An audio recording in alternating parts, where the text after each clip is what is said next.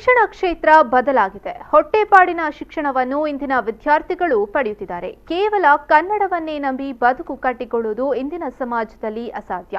ಕನ್ನಡವನ್ನು ಕಲಿಯುವ ಮೂಲಕ ಇಂಗ್ಲಿಷ್ ಅನ್ನು ಕಲಿಯುವ ಅಗತ್ಯ ಇದೆ. ಆದರೆ ಕನ್ನಡ ಮಾತೃಭಾಷೆಯ ಬೆಳವಣಿಗೆ ಹಾಗೂ ನಮ್ಮ ಸಂಸ್ಕೃತಿಯ ಉಳಿವಿನ ದೃಷ್ಟಿಯಿಂದ ಕನ್ನಡ ಕಲಿಕೆ ಅನಿವಾರ್ಯ ಎಂದು ರಾಷ್ಟ್ರ ಪ್ರಶಸ್ತಿ ವಿಜೇತ ಶಿಕ್ಷಕ ನಿವೃತ್ತ ಪ್ರಾಂಶುಪಾಲ ಕೆಆರ್ ಗಂಗಾಧರ್ ಹೇಳಿದರು. ಅವರು ಸುಳ್ಯದ ಕನ್ನಡ ಭವನದಲ್ಲಿ ಜಿಲ್ಲಾ ಕನ್ನಡ ಸಾಹಿತ್ಯ ಪರಿಷತ್ ಮತ್ತು ಸುಳ್ಯ ತಾಲೂಕು ಕನ್ನಡ ಸಾಹಿತ್ಯ ಪರಿಷತ್ ಆಶ್ರಯದಲ್ಲಿ ಸುಳ್ಯ ತಾಲೂಕಿನ 2018-19ನೇ ಸಾಲಿನ 10ನೇ ತರಗತಿ ಪರೀಕ್ಷೆಯಲ್ಲಿ ಕನ್ನಡ ವಿಷಯದಲ್ಲಿ ಶೇಕಡಾ 100 ಅಂಕ ಪಡೆದ ವಿದ್ಯಾರ್ಥಿಗಳಿಗೆ ಅಭಿನಂದನಾ ಸಮಾರಂಭದಲ್ಲಿ ಮಾತನಾಡಿ, ಮಕ್ಕಳು ತಮ್ಮ ವಿದ್ಯಾರ್ಥಿ ಜೀವನದಲ್ಲಿ ಅತ್ಯದ್ಭುತವಾದ ಸಾಮರ್ಥ್ಯ, ಉತ್ತಮವಾದ ಆರೋಗ್ಯ, ಕಠಿಣವಾದ ಪರಿಶ್ರಮ, ಸೋಲು ನೋವುಗಳನ್ನು ಮೆಟ್ಟಿ ನಿಲ್ಲುವ ಸಾಮರ್ಥ್ಯದೊಂದಿಗೆ ಸೌಜನ್ಯತೆಯನ್ನ ರೂಢಿಸಿಕೊಳ್ಳಬೇಕು ಎಂದು ಹೇಳಿದರು.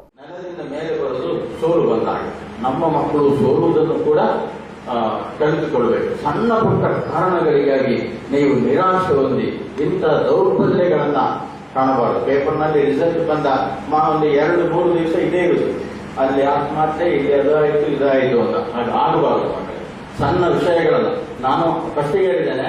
ಲಾಸ್ಟ್ ಪಾಯಿಂಟ್, ಸಮಾರಂಭವನ್ನು ಕನ್ನಡ ಸಾಹಿತ್ಯ ಪರಿಷತ್ ನಿಕಟಪೂರ್ವ ಅಧ್ಯಕ್ಷೆ ಮೀನಾಕ್ಷಿ ಗೌಡ ಉದ್ಘಾಟಿಸಿದರು. ಕನ್ನಡ ಸಾಹಿತ್ಯ ಪರಿಷತ್ನ ಅಧ್ಯಕ್ಷ ಡಾಕ್ಟರ್ ಹರಿಪ್ರಸಾದ್ ತುದಿಯಟ್ಕ ಅಧ್ಯಕ್ಷತೆಯನ್ನು ವಹಿಸಿದರು. ವೇದಿಕೆಯಲ್ಲಿ ಕನ್ನಡ ಸಾಹಿತ್ಯ ಪರಿಷತ್ ಕಾರ್ಯದರ್ಶಿಗಳಾದ ಚಂದ್ರಶೇಖರ್ ಪೆರಾಲು, ತೇಜಸ್ವಿ ಕಡಪಳ, ಕೋಶಾಧಿಕಾರಿ ದಯಾಕರ್ ಆಳ್ವಾ ಉಪಸ್ಥಿತರಿದ್ದರು.